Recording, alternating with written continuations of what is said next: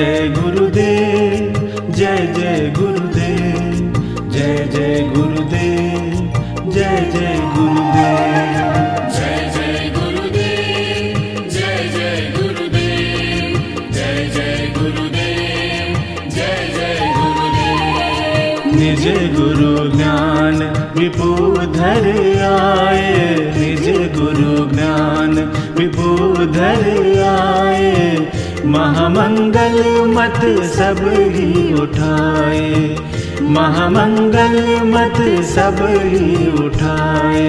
निज गुरु ज्ञान विबुधर आए, निज गुरु ज्ञान विबुधर आए।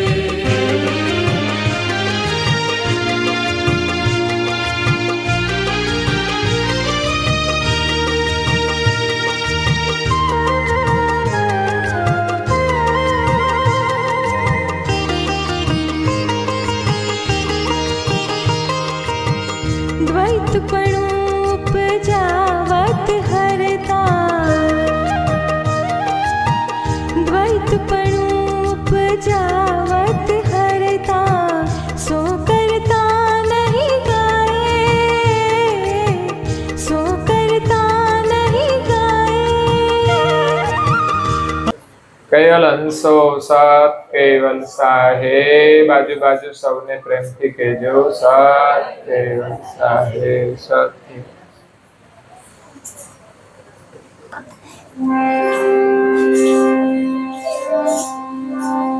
એવો અધિકાર દર્જન દેહી પામે પદ કૈવલ મોક્ષ સદહી। એવા પ્રતાપી જય ગુરુ ગતિવંતા પ્રેમે કરજે જીવલ હે નહીં અંતા।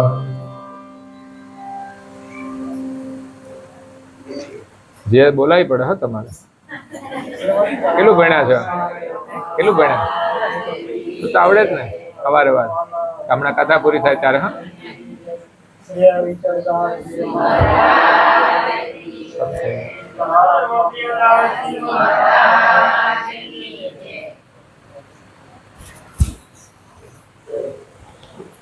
હાર પહેરવતા આવડે તો કથા જય બોલતા તો આવડે જ ને। 5 ચોપડી વાળા એ બોલે છે તો પછી 10 ચોપડી વાળા તો બોલે છે। પ્રાય ભક્તજનો, જ્ઞાન સંપ્રદાયના અધ્યસ્થાપક, અનંત બ્રહ્માંડાધીશ, વિશ્વ નિયંતા, સકર્તા સત્કૈવલના પરમ વિશેષ અંશ, અનંત અંશોના તારણહાર, પરમ મોક્ષના દાતા, સર્વજ્ઞ દિવ્ય પરમ ગુરુ શ્રીમદ કરુણાસાગર મહારાજ જગતના જીવોનું પરમ કલ્યાણ કરવા માટે, જગતના જીવોને જન્મ મરણના ત્રાસમાંથી મુક્ત કરવા માટે, જગતના જીવોની જગત કર્તાનો સંદેશ આપવા માટે અક્કડ વિભૂતિનું દિવ્ય દેહ ધારણ કરી આ બ્રહ્માંડની અંદર 14 લોક અને 7 દ્વીપમાં પ્રગટ થયા। આવો દિવ્ય ઇતિહાસ આપણને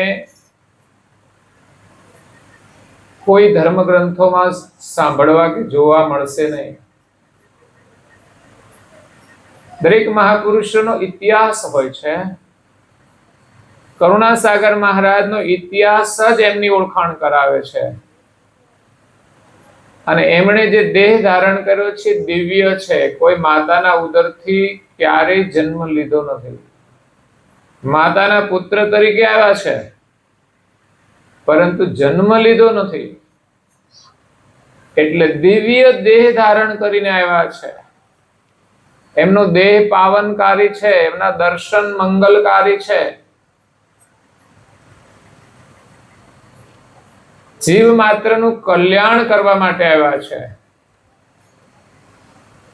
સંસારના દુઃખોમાંથી મુક્ત કરવા માટે આવ્યા છે।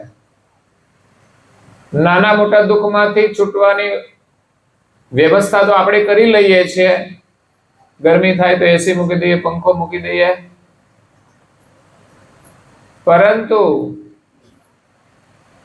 જન્મ થયા પછી એક મોટું દુઃખ આવવાનું છે બધાના જીવનમાં.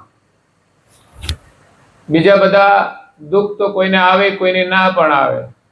બધાને કઈ ડાયાબિટીસ ના હોય ને, બધાને કઈ બીપી ના હોય, એટલે બધી બીમારીઓ બધાને નથી હોતી, પરંતુ મૃત્યુનું દુઃખ તો બધાને આવવાનું છે. યાદ રાખજો, મૃત્યુ દરેકના જીવનમાં આવવાનું છે, અને ભયંકરમાં ભયંકર દુઃખ એ મરવાનું છે.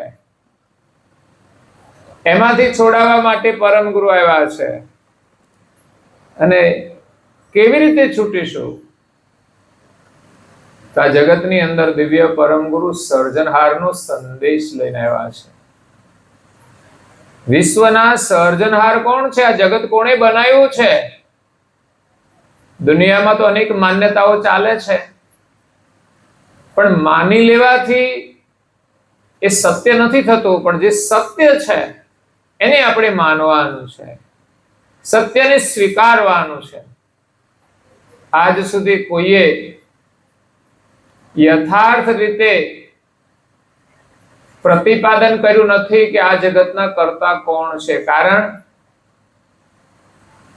કે પ્રાચીનમાં પ્રાચીન આપણી હિન્દુ સંસ્કૃતિ છે, હિન્દુ ધર્મ છે, સનાતન ધર્મ છે, અને એનું મૂળ એ વેદ છે. અને વેદ એમણે 4 કહ્યા છે. તો 4 વેદમાં પણ કોઈ સર્જનહારનું સ્થાપન નથી. આ જગતનું કર્તા કોણ છે એનું પ્રતિપાદન વેદોમાં નથી. એટલે વેદોએ નેતિ પોકારી છે. એમણે જે કંઈ વર્ણન કર્યું એનો અંત નથી, એનો છેડો નથી લાવી શક્યા. પછી બધાની માન્યતા પ્રમાણે કે બ્રહ્માજી સૃષ્ટિ ઉત્પન્ન કરે છે, વિષ્ણુ પાલન પોષણ કરે છે, શિવજી સંહાર કરે છે. તો એકલાથી કોઈએ બનાવી નથી એવું સાબિત થઈ જાય ને. બ્રહ્મા ઉત્પન્ન કરે તો પાલન પોષણ પણ ના કરી શકે. વિશ્વના સર્જનહાર એ છે કે જેમણે સર્જન પણ કર્યું છે અને પાલન પોષણ પણ એ જ કરે છે. જેમણે સર્જન કર્યું છે એ જ બધાને જીવન આપે છે. પાલન પોષણ એટલે શું? જીવન એ જ પોષણ છે. અને આપણા માટેની બધી વ્યવસ્થા એ કર્તા માલિકે પ્રથમથી જ કરેલી છે.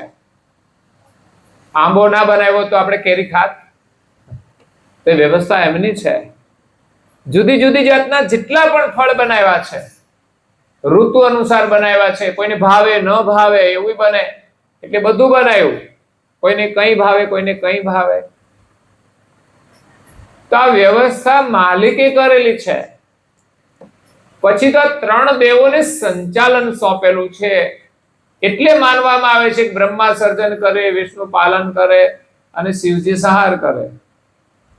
ક્યાંય આવ્યા છે શિવજી લેવા માટે? નથી આવ્યા. તો એ કુદરતના નિયમ અનુસાર થાય છે. બધા દેવોને જવાબદારી સોંપી છે. એ તમોગુણ પ્રધાન દેવતા છે.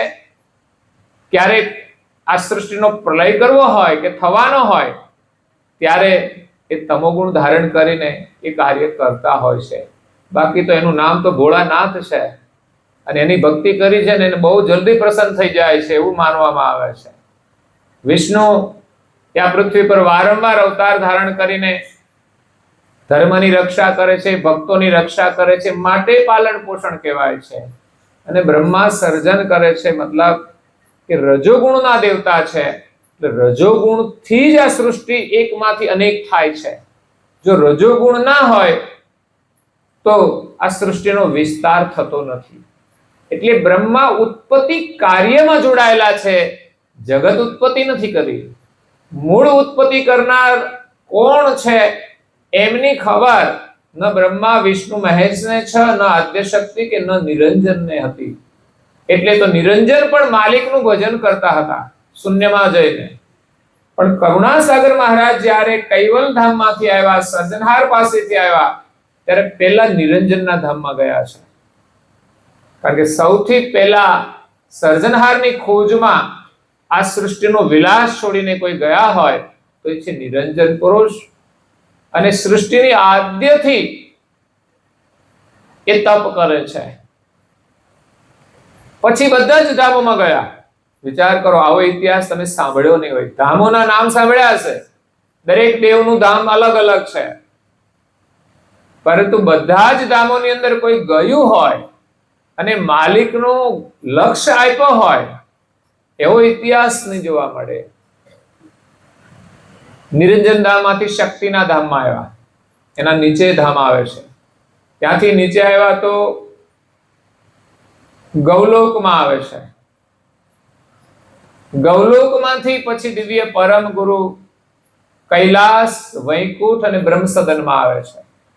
આ ત્રણેય સમાન છે, એક લાઈનમાં છે બધા ધામો, ત્રણેય ધામો.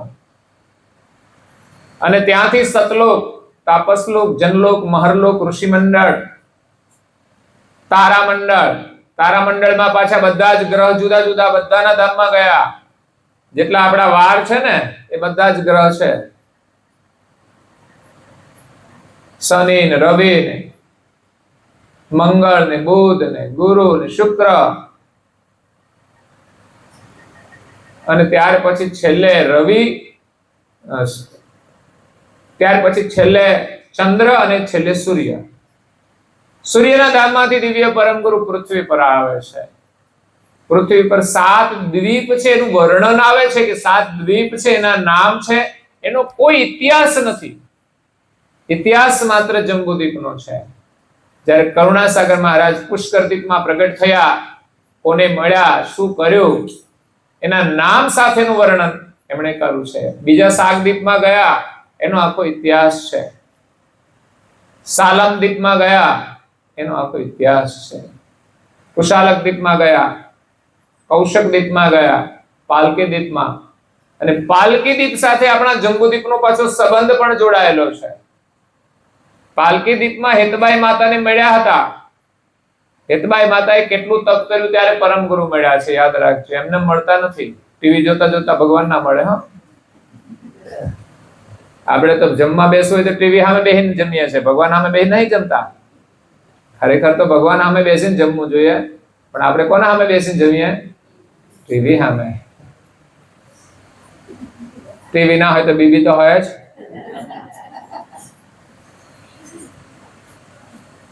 તો ભગવાનનું સુમિરન કરતા કરતા આપણે દરેક કાર્ય કરવું જોઈએ. કૈવલ્યનું લક્ષ્ય લઈને પરમ ગુરુ આવ્યા છે, એનું સ્મરણ કરવાથી આપણે મૃત્યુના દુઃખમાંથી મુક્ત થઈશું.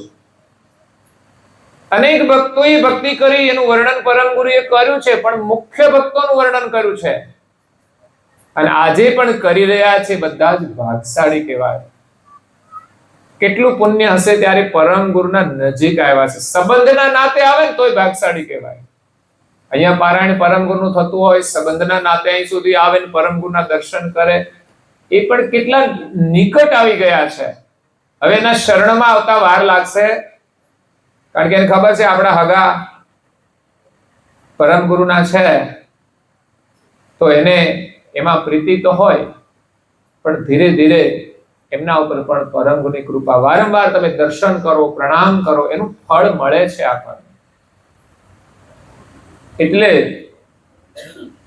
અહીંયા પરમ ગુરુ શ્રીમદ કરુણાસાગર મહારાજના કૃપા પાત્ર પટ્ટ શિષ્ય દ્વિતીય આચાર્ય પૂજ્ય શ્રી નારણદાસજી મહારાજ શ્રી ગુરુ મહિમાનું વર્ણન કરીને પરમ ગુરુના મહિમાનું વર્ણન કરતા કહે છે કે એવો અધિકાર ધરે જન જેહી.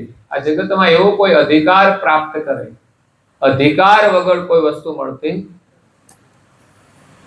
અધિકાર વગર કોઈ વસ્તુ મળતી નથી, ને મળે તો આપણી પાસે રહેતી નથી. એટલે દરેક વસ્તુ મેળવવાનો અધિકાર પ્રાપ્ત કરવો પડે છે. ચાહના તો બધા જ રાખે સારું મળે એવી, પણ અધિકાર મેળવવો મહત્વનો છે. આપણે અધિકારી બનીએ. ઘણા બધા લોકો નોકરી મળે છે પછી નથી કહેતા અધિકારી છે, કર્મચારીને અધિકારી કહે છે. કર્મચારી પણ કહેવાય, કર્મ કરેલી કર્મચારી, અને એને પદ મળ્યું છે માટે અધિકારી છે. એ કાર્યને અનુરૂપ એમણે અભ્યાસ કર્યો, પરીક્ષાઓ આપીને સફળ થયા, ત્યારે એ પદના એ અધિકારી બન્યા છે. તો દરેક ક્ષેત્રનો અધિકાર હોય છે. એમ અહીંયા નારણદાસજી મહારાજ શ્રી કહે છે એવો અધિકાર ધરે જન જેહી, જે કોઈ માણસ પ્રાપ્ત કરે.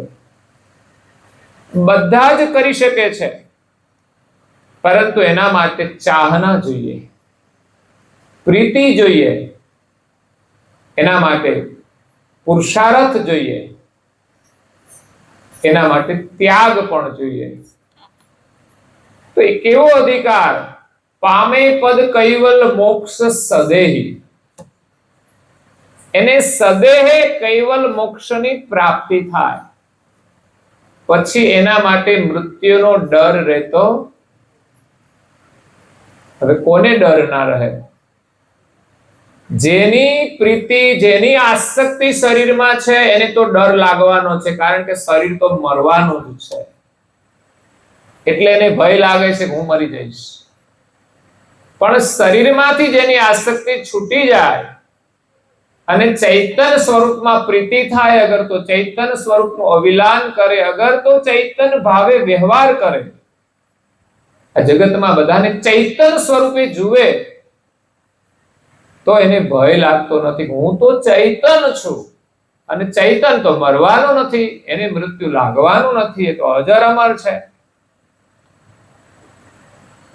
એના માટે તો ગીતામાં કૃષ્ણ પણ કહે છે કે એને અગ્નિ બાળી શકતો નથી, પવન સૂકવી શકતો નથી, એવો અજર અમર આત્મા છે. પણ એની યથાર્થ ઓળખ નથી આપી એમાં, કે આ શરીરને ચલાવનાર જે ચૈતન્ય છે કોણ છે? એ તો બ્રહ્મના અંશ રૂપે જે શરીરમાં પ્રાણ ચાલી રહ્યો છે, જેનાથી શરીર ચાલે છે, પ્રાણને જ એ તો આત્મા માન્યો છે. પણ પ્રાણ પોતાની મેળે ચાલતો નથી. એને ચલાવનાર ચૈતન્ય એના ઉપર રહેલો છે.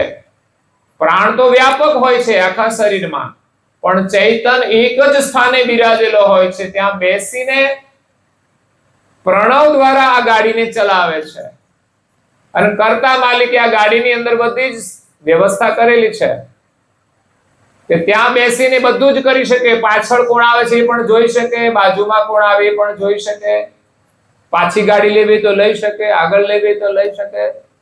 ઘણા તો રિવેસમાં જ હાલે છે, બોલો, એને ફાવી ગઈ રિવેસમાં હાંકવાની. રિવેસ તો ક્યારેક જરૂર પડે ત્યારે જ મારવાની હોય, ગાડી તો આગળ જ ચલાવવાની હોય, અને બહુ સ્પીડમાં ના ચલાવવાની હોય. જેમ બહારની ગાડી ચાલે ને એમ જ આ ગાડી ચાલવી જોઈએ. બહારની ગાડીની જેમ કાળજી રાખે ને એમ જ આ ગાડીની કાળજી રાખવી જોઈએ.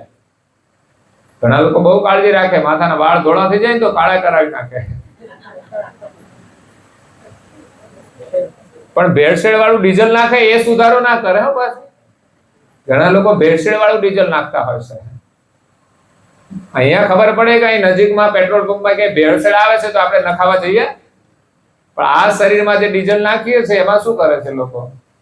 જે આવે નાખો, ભલે બગડી જાય. તો એની કાળજી રાખવી જોઈએ આપણે. એટલે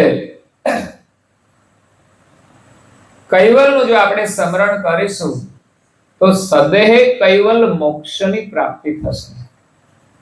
એટલે આ શરીરમાં રહીને આપણે પોતાને ઓળખવાના છે. આપણું સ્વરૂપ બહુ જ સુંદર છે. સુંદર એટલે કેવું સુંદર?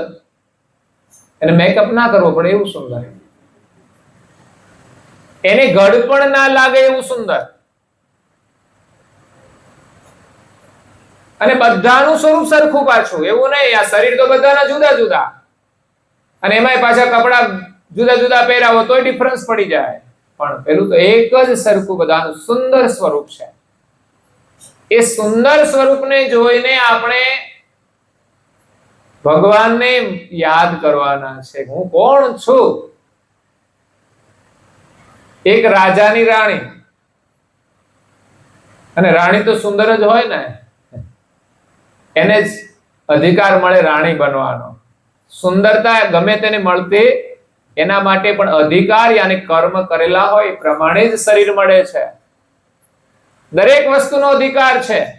સંપત્તિ મળવી એ પણ અધિકાર છે, સ્વાસ્થ્ય મળવું એ પણ અધિકાર છે, સુંદરતા મળવી એ પણ અધિકાર છે. કોઈ વસ્તુ અધિકાર વગર મળતી નથી.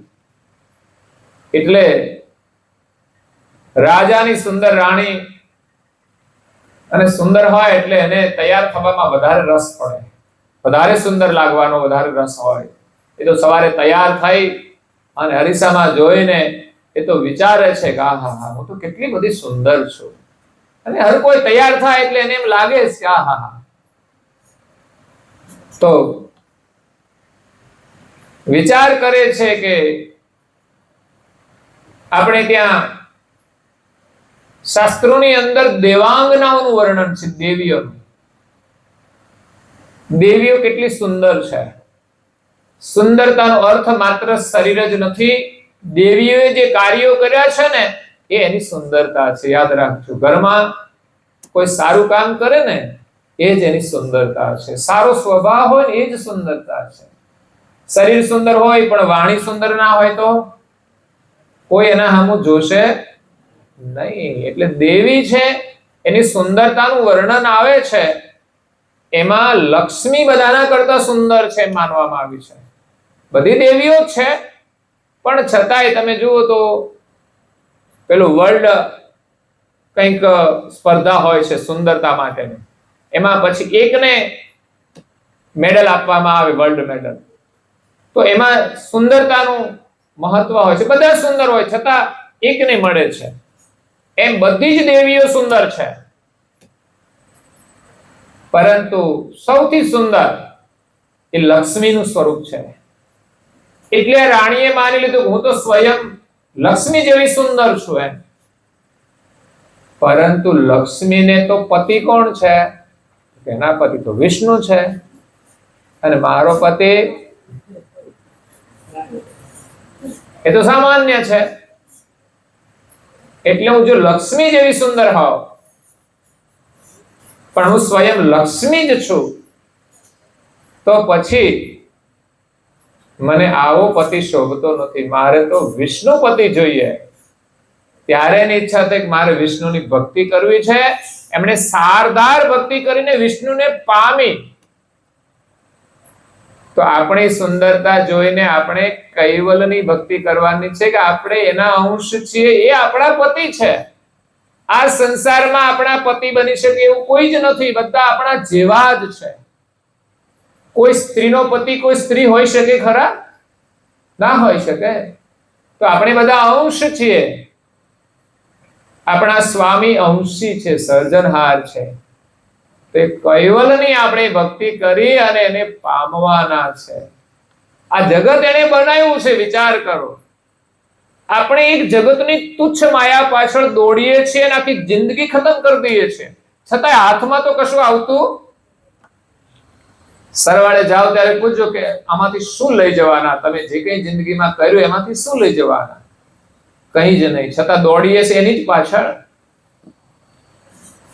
એટલે આપણે કૈવલ્યની ભક્તિ કરી અને એ અધિકાર મેળવવાનો છે કે જેથી આપણને સદેહ કૈવલ મોક્ષની પ્રાપ્તિ થઈ જાય. આપણું સ્વરૂપ ઓળખાઈ જાય એટલે આપણા સ્વરૂપનો અનુભવ પરમ ગુરુની કૃપાથી થશે, એની ભક્તિથી જ થશે. એની ભક્તિમાં એટલા આપણે રંગાઈ જઈએ કે આ શરીરને આપણે ભૂલી જઈએ. એટલે સમજવાનું કે આપણને આપણા સ્વરૂપની અનુભૂતિ થશે. આ શરીરને ભૂલવું પડશે. શરીર છે એમાં રહીએ પણ છીએ પણ ભગવાનના સ્મરણમાં એટલા બધા સમરસ થઈ જઈએ કે આપણને આપણા દેહનું ભાન પણ ના રહે. જ્યારે સંસારમાં આપણે વિશેષ શરીરનું જ સ્મરણ કરીએ છીએ, શરીર માટે જ જીવીએ છીએ, શરીરની જ વ્યવસ્થા કરીએ છીએ, શરીરમાં રહેલ ચૈતન્યનું શું થશે એનો વિચાર કરતા અને માણસ કર્મ કરે છે. એટલે આ શરીર છોડીને જશે ત્યારે એને ખબર હશે હું ક્યાં જવાનો છું? ભાઈ, કોઈને ખબર છે? કોઈ કહીને જાય છે? કારણ કે એની ખબર જ નથી. તો એનું જીવન સમાપ્ત થઈ ગયું, પણ હવે એ ક્યાં છે, આગળની યાત્રા શું, તો એ બહુ જ મહત્વપૂર્ણ છે એ જાણકારી મેળવવાની, અને એ જાણ આપણે અનુભવ કરવાની છે કે આ શરીર છૂટે ત્યારે આપણે પોતાની જાણ રહે એવી કૃપા પરમ ગુરુ કરે છે. સિવાય આપણી જાતે તો રહેવાની નથી. આપણે ઘણું બધું ભણ્યા, ઘણું બધું બોલીએ, ઘણું વાંચીએ, પણ બધું જ ભૂલી જવાય. અને ઉંમર થાય છેલ્લા દાડે પૂછજો કશું યાદ રહેતો. લોકો જ કહે છે મને હવે કશું યાદ રહેતું, અને રાખવાનું નથી, એક જ યાદ રાખવાનું, ભગવાનનું નામ. લોકો કહે છે ને યાદ નથી રહેતું, એમાં તમારે યાદ રાખીને હવે કરવું છે શું? બધું યાદ રાખીને શું કરશું? બધું ભૂલવાનું જ છે. નથી ભૂલવાનું, માત્ર એક કૈવલનું નામ, સર્જનહારનું નામ. જે કોઈ ઈષ્ટને માનતા હોય એને યાદ કરે, એનાથી એને લાભ છે. ભગવત ભક્તિ આપણે કરીશું તો કદાચ આપણને પોતાનો અનુભવ નહીં થાય, પરંતુ ભગવાન માનવ દેહ તો અવશ્ય આપશે આપણને, કારણ કે એ જ ભાવનાથી મનુષ્ય દેહ મળે છે. એટલે નારદજી મહારાજ કહે છે એવો અધિકાર ધરે જન જેહી પામે પદ કૈવલ મોક્ષ સદેહી. એને સદેહ કૈવલ ધામની પ્રાપ્તિ થઈ જાય. શું મેળવવા માટે આપણને માનવ દેહ આપ્યો છે? તો કૈવલ ધામની પ્રાપ્તિ કરવા માટે. એ જ આપણું બધાનું ઘર છે. ભલે ભિન્ન ભિન્ન માન્યતા હોય, પરંપરાઓ હોય, પણ અંતે ભેગા થવાના એ કૈવલ ધામમાં.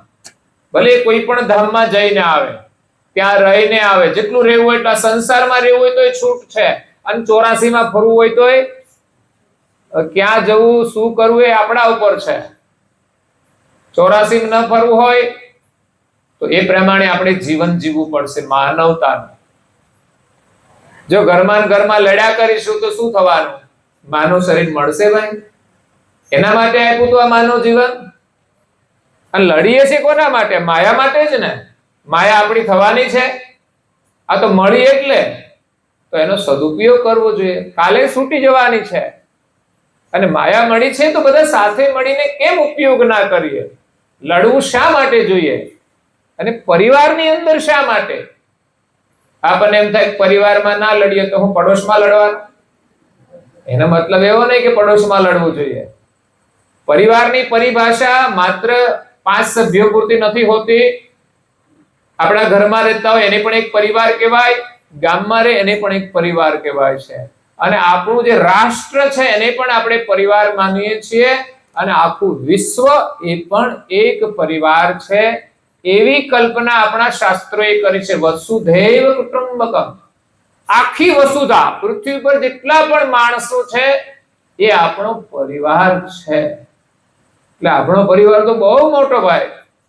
આખી પૃથ્વી પર જેટલા માણસો એ બધા જ એક જ વંશના છે. યાદ રાખજો. સૃષ્ટિની ઉત્પત્તિ થઈ, માનવની સૃષ્ટિની ઉત્પત્તિ થઈ, એમાં બ્રહ્માજીને સંકાદિકો થયા. એ સંકાદિકો તપ કરવા માટે ચાલ્યા ગયા, એટલે એમણે કોઈ મેરેજ કર્યા. ત્યાર પછી 10,000 સંકાદિકો ગયા પછી બ્રહ્માજીના 5મા મુખનું છેદન થયું, 5મો વેદ લોપ થયો. જે જ્ઞાન લઈને પરમ ગુરુ આ વિશ્વમાં આવ્યા છે કે આપણા કર્તા કોણ છે, એની વાણી સાંભળીને સંકાદિકોને વૈરાગ લાગ્યો હતો. એ વાણી કેટલી મધુર હશે, કેટલી કલ્યાણકારી છે. કારણ કે સંકાદિકોનો જન્મ થયો, એને સંસારનો કોઈ સ્વાદ પ્રપંચ માણ્યો જ નહોતો. એટલે આપણે તો બાળપણથી જ હવે મોબાઈલ ને ટીવીમાં ઘૂસી ગયા, એટલે પછી તો બહાર નીકળવું મુશ્કેલ છે. હવે આપણા છોકરાને મંદિર આગળ બેસાડીને પ્રાર્થના કરાવી તો સંધ્યા ટાઈમે મુશ્કેલ છે. હમણાં એક જગ્યાએ ગયો, ત્યાં ઉતારો હતો, તો પછી છોકરા દર્શન કરે એટલે એના પપ્પા કે આ છોકરાને કહેજો ઉપાસના કરે. છોકરાને નહીં કહેવાનું, તમે ઉપાસના કરશો તો એ કરશે. કે થોડા પહેલા કરતો હતો ને હવે નથી કરતો. મેં કે તમે નહીં કરતા હો તો નહીં કરે. આમાં તો સીધું છે. એટલે છોકરાઓને આપણે સંસ્કાર આપવો હોય તો આપણા ઘરમાં પરંપરા હોવી જોઈએ. ઘરમાં આપણે બધા જ કરીએ, નહીં તો એવું હોય કે એકાદ જણ કરી લે, ખૂણા ભગવાન ગોઠવા હોય, કોઈ ખબર ના પડે ઘરમાં ભગવાનની આરતી થઈ ગઈ. ઘંટડી વાગે થોડી થોડી, પણ એ તો પછી મશગુલ હોય તો સંભળાય નહીં.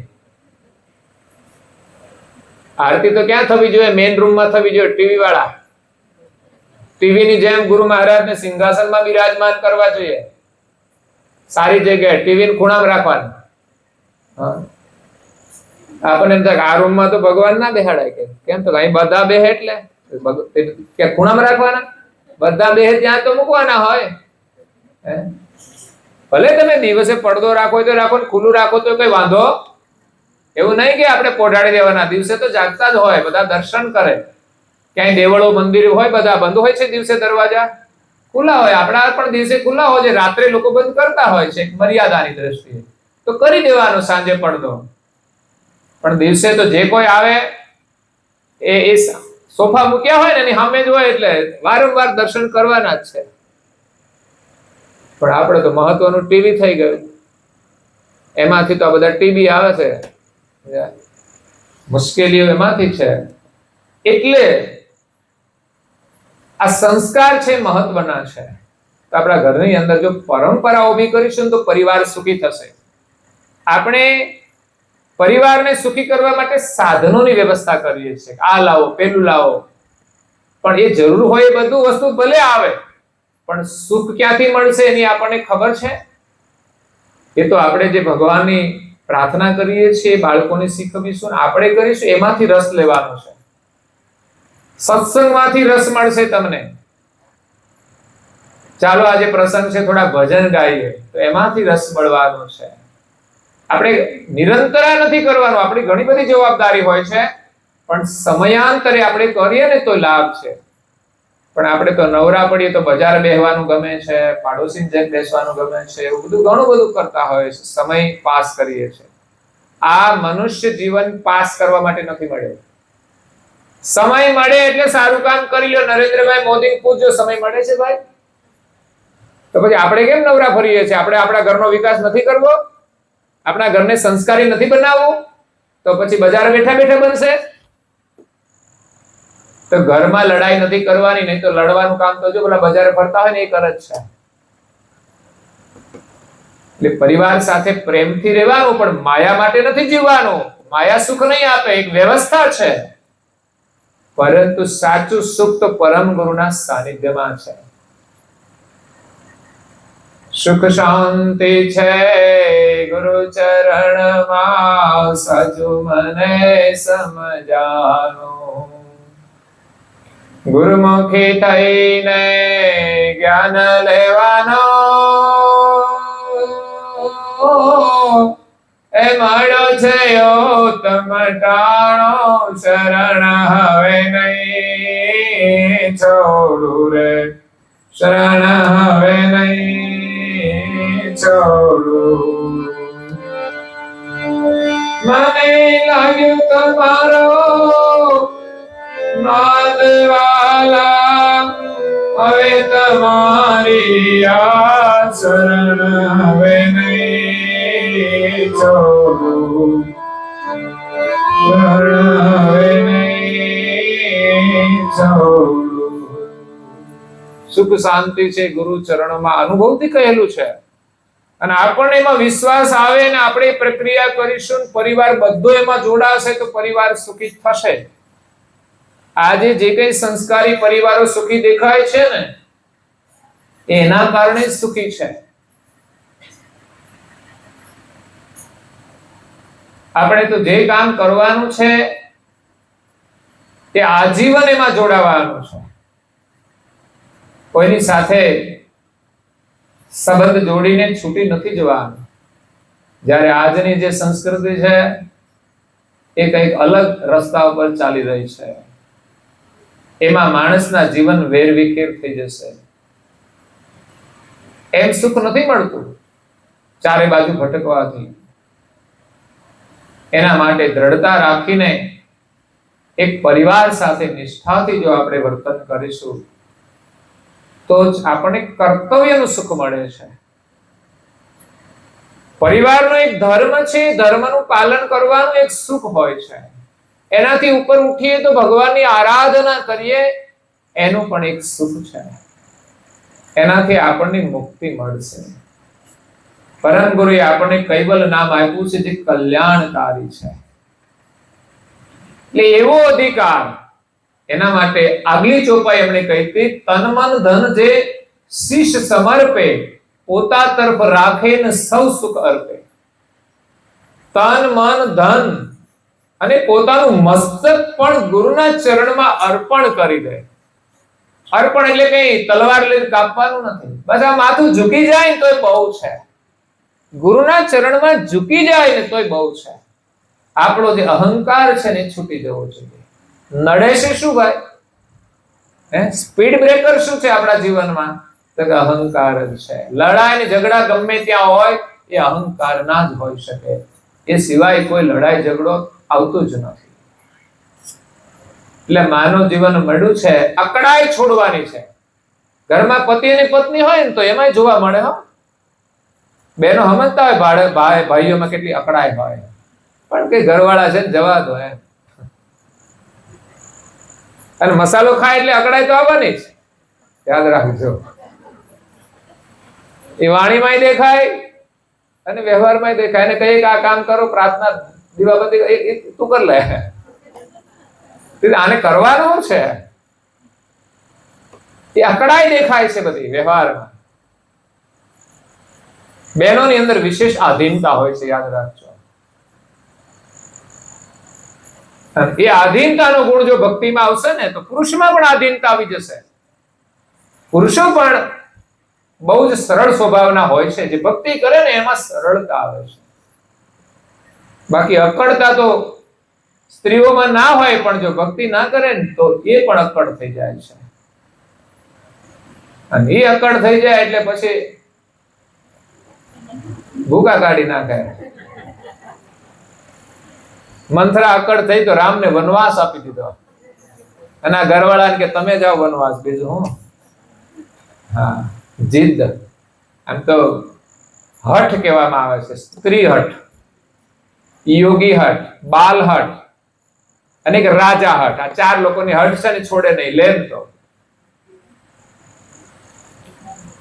પણ બહેનો જો ભક્તિ કરવાની હઠ લે ને તો એ પણ ના છોડે. એટલે આપણે હઠ સારી વસ્તુ છે, પણ ખોટા જગ્યાએ જો જોડાઈ જાય ને તો તકલીફ થાય છે. ભગવાને દરેક સારી વસ્તુ આપી છે, પણ એનો દુરુપયોગ જ આપણા માટે દુઃખરૂપ બને છે. તમાકુ બનાવી કે આપણે ખાવા થોડી બનાવી છે, એને કામ માટે બનાવી છે ભગવાને, તો એનો કઈક ઉપયોગ થશે. એક ભાઈએ કીધું ભાઈ તું બીડી પીવે છે તો ભગવાન બનાવી શું કામ? એવા પ્રશ્નોનો જવાબ, ભગવાને બીડી નથી બનાવી, ભગવાને તો તમાકુ બનાવી છે.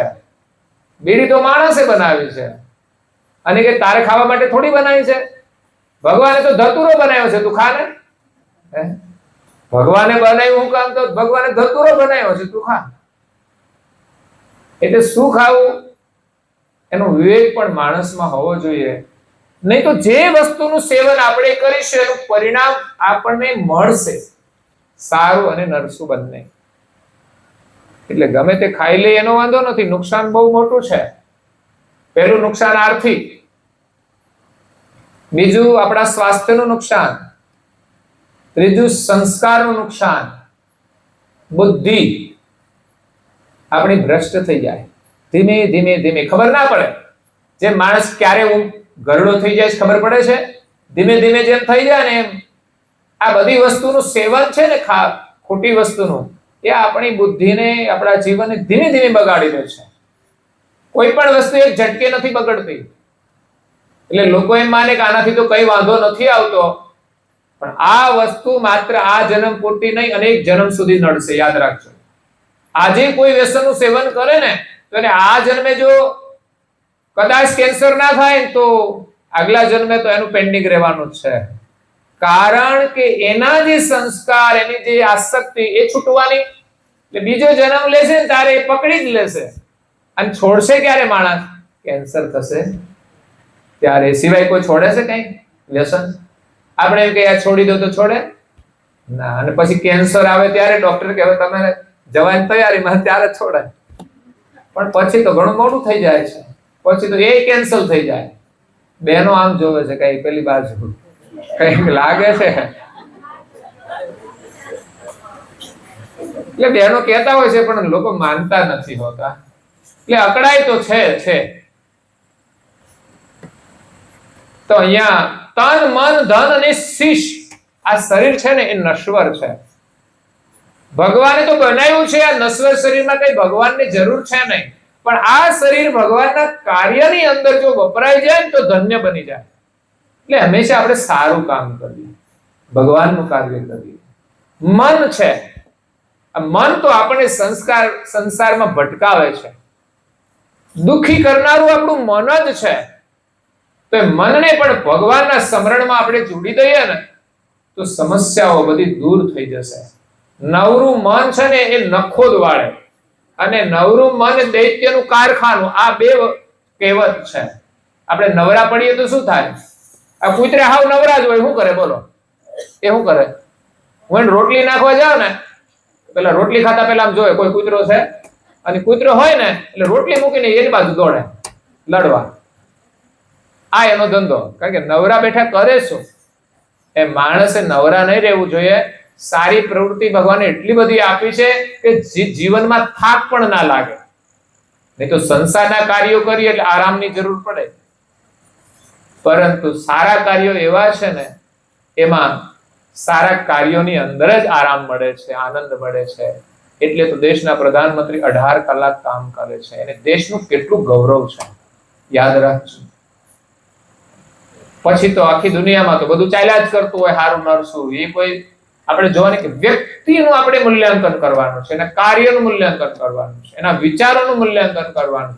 સફળતા અને નિષ્ફળતા એ તો પછી બધાના આધારે છે. આખા દેશને આગળ લઈ જવો હોય તો બધાએ મહેનત કરવી પડે.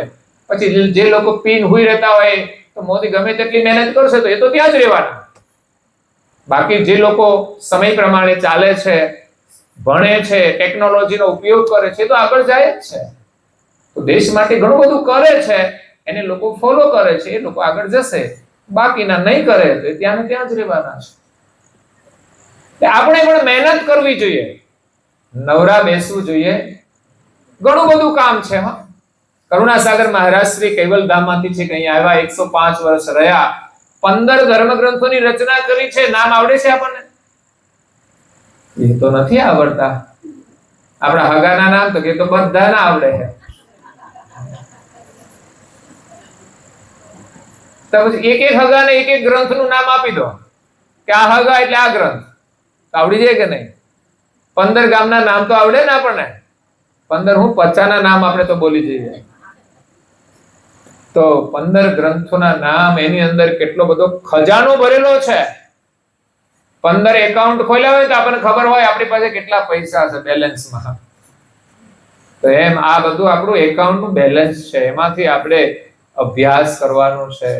રોજ 15 જ મિનિટ, માત્ર 15 મિનિટ અભ્યાસ કરીએ તો જીવનમાં એકવાર તો ગ્રંથોનો અભ્યાસ થઈ જાય. જે વાણી પરમ ગુરુના મુખમાંથી નીકળી છે, એક સમયે લહિયાઓને લખાવી, પરમ ગુરુ બોલ્યા ત્યારે ને, તો એકવાર એ બોલ્યા અને લખાઈ ગઈ. પછી એકમાંથી અનેક ગ્રંથો થયા, એ સંતોએ કર્યા, પણ પરમ ગુરુએ એકવાર એ વાણી લખાવી છે. નારણદાસજી મહારાજ શ્રીએ લખાવી, અને એક ગ્રંથ માટે પૂજ્ય અચરતબાઈએ લખાવી. અદ્ભુત પવિત્ર વાણી છે. એકવાર તો અધ્યયન કરવું જ જોઈએ. એકલા અને વિશેષ જો ભાવના હોય ને પરિવારની, તો પરિવારને સાથે બેસાડીને કરવું જોઈએ. બાળકો સમજે કે ના સમજે, એને બેસવાના સંસ્કાર તો પડી. 15 મિનિટ તો બેસે ને. આપણી ઘણી બધી વાતો એવી હોય જે બાળકને સમજણ ના હોય, પણ છતાં બાળકો તો આપણી પાસે જ બેઠા હોય છે. એટલે આપણા ઘરમાં જે પરંપરા જોશે અને ઉંમર થતા એને એમાં જોડીશું તો ચોક્કસ એને આ લાભ મળશે. પણ બાળકો અને અત્યારના જે પેઢી છે, યુવા પેઢી, એ બધા અલગ પડતા જાય છે. જૂની પેઢી અને નવી પેઢીને અંતર પડી જાય છે. એ કઈક જુદા હોય ને આ કઈક અલગ હોય. ઘરમાં રહેતા હોય છતાંય જુદા. આ મોબાઈલ ને જે મીડિયા આવ્યા છે એનો ઉપયોગ તો કરવાનો છે, પણ કમસે કમ પરિવારને કંઈક સમય માટે ભેગા તો રાખવા જોઈએ ને. એટલે બાળક જમતું હોય ને તો એ માતા સાથે એકતા રાખીને નથી જમતું, મોબાઈલ સાથે એકતા રાખીને જમે છે. એને માતા સામે જોઈને જમવાનું નથી ગમતું. પણ એ મોબાઈલ સામે જોઈને જમતો હોય છે, એટલું એકાગ્ર થઈ જાય છે. જે ઉંમર ખરેખર પરિવાર સાથે રહેવાની છે, પરિવારનો પ્રેમ લેવાની છે, એના સંસ્કાર લેવાની, પણ વર્તમાન જે મીડિયા છે એના પ્રભાવમાં આપણે આ બાળકોને પછી સંસ્કાર નથી આપી શકતા. તો આપણા બાળકોને કપાળમાં તિલક કર્યું હોય, કરવાની ગમવું જોઈએ, એ પગે લાગે. બાળપણમાં તો કરે છે બધું, પાછા મોટા થઈને ભૂલી કેમ જાય છે એ પણ જોવા જેવું છે. દરેક મોટાઓને એમ થાય કે મારો બાળક આ કરે, પણ એ સ્વયં પાછો નથી કરતા. તો એનું ગૌરવ હોવું જોઈએ, કારણ કે આ માનવ દેહ મળ્યો છે, આ તન રહેવાનું નથી. મન એ ભટકાવનારું છે, એટલે મન કહે એમ બધું કરવાનો. મનની ઈચ્છા પ્રમાણે મળવાથી સુખ નથી મળતું. મન તો આપણને છે ને અધોગતિના ખાડામાં લઈ જશે. કેટલાયને લોકોના મને ખોટા રસ્તે જોડી દીધા છે કે આ પીવામાં મજા છે. બોલો, પાર્ટીઓ થાય છે, હવે તો લોકો સામાજિક પ્રસંગોમાં લાવતા થયા છે. કોઈ આનો વિરોધ નહીં કરતા કે ભાઈ આવું તો ના હોવું જોઈએ. આનું પરિણામ શું આવશે, આપણી ભાવિ પેઢીને કેવી રીતે બચાવશું? એટલે મન કહે એમ આપણે નહીં કરવું જોઈએ. થોડો બુદ્ધિથી આપણે વિવેક કરવાનો. મનના ઉપર છે બુદ્ધિ. તો બુદ્ધિ ક્યારે વિવેક કરે? જ્યારે જ્ઞાન સાંભળે તો, સત્ય સાંભળે તો, એની પાસે શિક્ષણ હોય, સમજણ હોય તો બુદ્ધિ વિવેક કરે. પણ મન બુદ્ધિનું માને નહીં અને એની ઈચ્છા પ્રમાણે કરે તો શું થાય? તો ઘરમાં જે માતા પિતા કહે અને બાળક ન કરે અને એની ઈચ્છા પ્રમાણે કરે તો શું થાય? મુશ્કેલી થાય છે. તો એવી સ્થિતિ આપણા જીવનમાં થાય છે. મન અને બુદ્ધિનો ઝઘડો છે બહુ મોટો. બુદ્ધિ તો કહે છે આમ ના કરાય, મન કહે છે ના મારે તો કરવું જ છે. અને એક વાર કરે, બે વાર કરે, પછી તો એને આદત પડી જાય છે. એટલે દરેક ક્રિયા કેવી રીતે આપણે કરીએ છીએ એનું મૂલ્યાંકન કરવું જોઈએ. તો તન આપી દે, પોતાનું મન આપી દે, અને ત્રીજું ધન આપી દે. મન આપ્યું એટલે ધન પણ આપણું રહેતું નથી. કોઈ આપે એવા છે કોઈ અધિકારી કે આ બધું ભગવાનનું જ છે, મારું કશું જ નથી? એનો મતલબ એવો છે કે આ ધન ભગવાન લેવા આવવાના, પણ આ ધનનો ઉપયોગ ખોટા માર્ગે થવો જોઈએ. ભગવાનને આપ્યું એટલે સારા કામમાં જ વપરાવું જોઈએ. પછી એમાંથી 1 રૂપિયો મસાલામાં જશે નહીં, કોઈ ખોટા માર્ગે નહીં. પછી તો આપણે મન ફાવે એમ પ્રસંગો હોય ત્યારે પૈસા ઉડાડીએ છીએ. ત્યાં 1 લાખની જગ્યાએ 5 લાખનો ખર્ચ કરી નાખીએ છીએ. જરૂરી હોય એટલું તો હોય છે, પણ આપણે તો દેખાવ માટે પણ બધું કરી નાખતા હોય છે કે લાવો ડીજે ધમાધમ કરો. પણ થોડું સાદગીમાં કરો તો પણ થઈ જતું હોય છે. સારું કાર્ય કરવાનું હોય એમાં આપણને ગૌરવ હોવું જોઈએ. ચાલો ધર્મ કાર્ય થાય છે તો આપણે આ કામ કરવું જોઈએ. મહીબીજ હોય, એની ઉજવણી થતી હોય, એમાં આપણે ગૌરવપૂર્વક કરીએ. જો અમે મહીબીજ કરીએ ને એમાં 11,000 માં એ બગી વાળા આવે છે અને 7-8 માં એ બેન્ડ વાળા આવે છે, તો 15-20 માં થઈ જાય. તમારે લાખ રૂપિયા કેમ થઈ જાય? તમારે એ ના ચાલે સિસ્ટમ. એ બગી ને એ બેન્ડ, એનાથી પણ સરસ શોભાયાત્રા નીકળે. સાચી શોભાયાત્રા બેન્ડ વાજાની નથી હોતી. સાચી શોભાયાત્રા તો લોકો એમાં જોડાય ને એ હોય છે.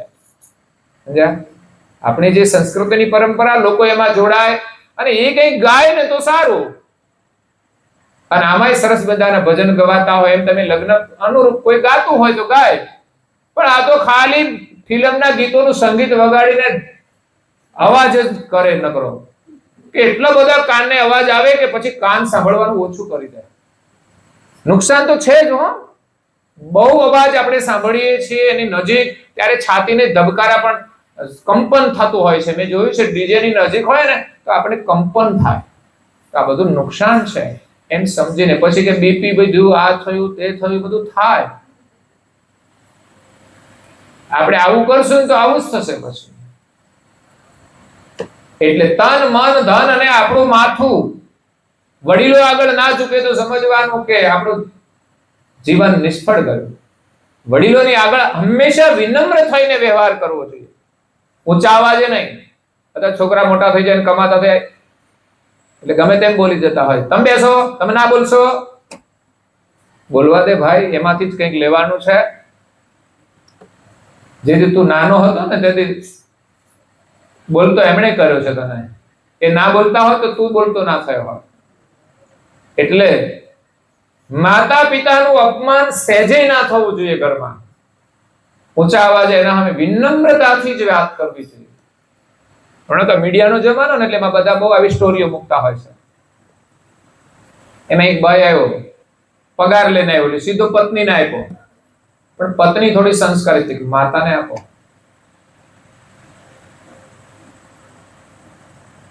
કારણ કે એમના થકી આપણે છીએ તો એમણે એને આપ્યો તો સારું લાગે ને. વાપરવાનું તો ઘરમાં જ છે. પછી કઈ કામ માટે ગુસ્સે થઈ ગયો એટલે પત્નીને સારું ના લાગ્યું. એની માં અને ગુસ્સે તો એને ખબર છે આની હારે ગુસ્સે થાય મારી આનો શું કરશે. વાવાઝોડું તો હળગતું ત્યાં જવાનું એક દિવસ. આ બધી સમસ્યાઓ છે ને બધી ઘરમાં આવે એટલે બધા બધી જગ્યાએ આવે.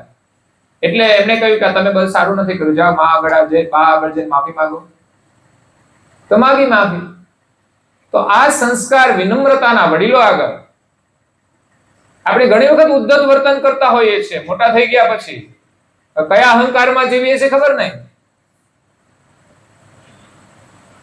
એટલે દેશના પ્રધાનમંત્રી પણ એ ક્યારે એના માને નથી ભૂલ્યા અને આવે તો વિનમ્રતાથી એમની સાથે વર્તન કરે. કારણ કે માતા પિતા છે ને બહુ મોટા આશીર્વાદ છે, યાદ રાખજો. એની દુઆ મળી જાય ને તો આપણે સંસારમાં સુખી થઈ જાય એટલું યાદ રાખજો. ભગવાનની દુઆ મળે ને, ગુરુની દુઆ, તો આ સંસારમાંથી છુટકારો મળી જાય. અને સંસાર સુખ માટે તો હંમેશા માતા પિતાના આશીર્વાદ અનિવાર્ય છે. સંતો તો તમને માયામાંથી છોડાવવા પ્રયાસ કરે, બહુ વધારે માયા આવી જાય તો બહુ સારું નથી, તમે આમાંથી છોડો. એટલે એમ કે તમે સેવા કાર્યમાં વાપરો, તમે સ્વયં જોડા. પણ મા બાપ એમ ઈચ્છા કરે કે મારો દીકરો સુખી થાય, ભણીને આગળ જાય. એટલે માતા પિતાના આશીર્વાદ એનું ઋણ બહુ મોટું છે ભાઈ. એને કેમ મોટા કર્યા છે એ તો આખી દુનિયા જાણે છે. છતાં પણ મોટા થયા પછી કેમ મા બાપને ભૂલી જાય છે. જો કે અહીંયા તો બધું સારું છે, જો ક્યાંય સાંભળવા નથી મળતું કે એના મા બાપ વૃદ્ધાશ્રમમાં છે. બાકી વૃદ્ધાશ્રમો ચાલે છે ઘણા બધા. એ તો દુનિયામાં કોઈ એવા કપૂતો તો હશે જ ને જેમણે મા બાપને વૃદ્ધાશ્રમમાં મોકલ્યા હશે. એટલે એમની દુઃખદ કહાની હોય છે બધી. તો આપણું શીશ આપવાનું છે અને આપણા તરફ કોઈ સુખ નહીં રાખવાનું, બધું ભગવાનને અર્પણ કરી દો ને ત્યારે ભગવાન એનું સુખ આપે છે. જ્યારે બાળક રમકડાથી રમતો હોય ને ત્યાં સુધી એને માતાનું સુખ મળતું.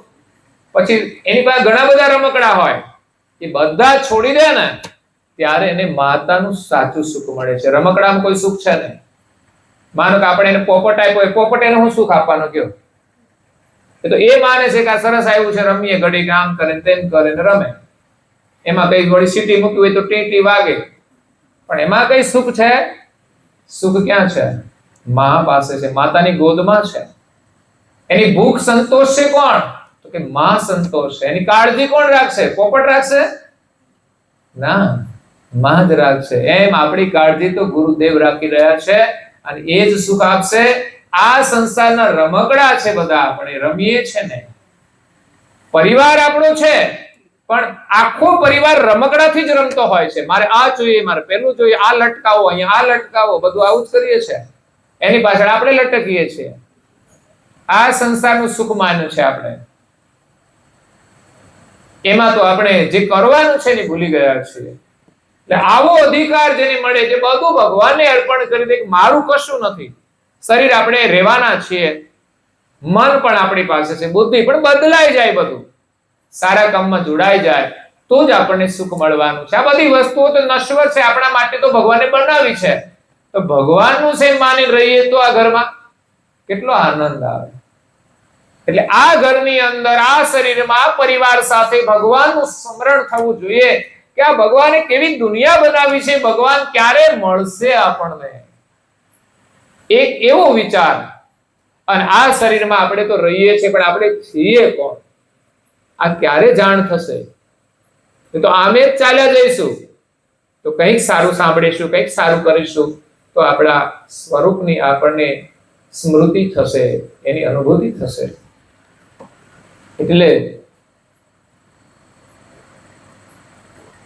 આગળની ચોપાઈ પૂજ્ય શ્રી નાનદાસજી મહારાજ શ્રી કહે છે, પણ આપણે સવારે યાત્રાને આગળ વધારીશું. અત્યારે અહીંયા કથાને વિરામ આપી એકાદું ભજન ગાઈશું, ધૂન ગાઈ અને કથાને અહીંયા સમાપન કરીએ છીએ.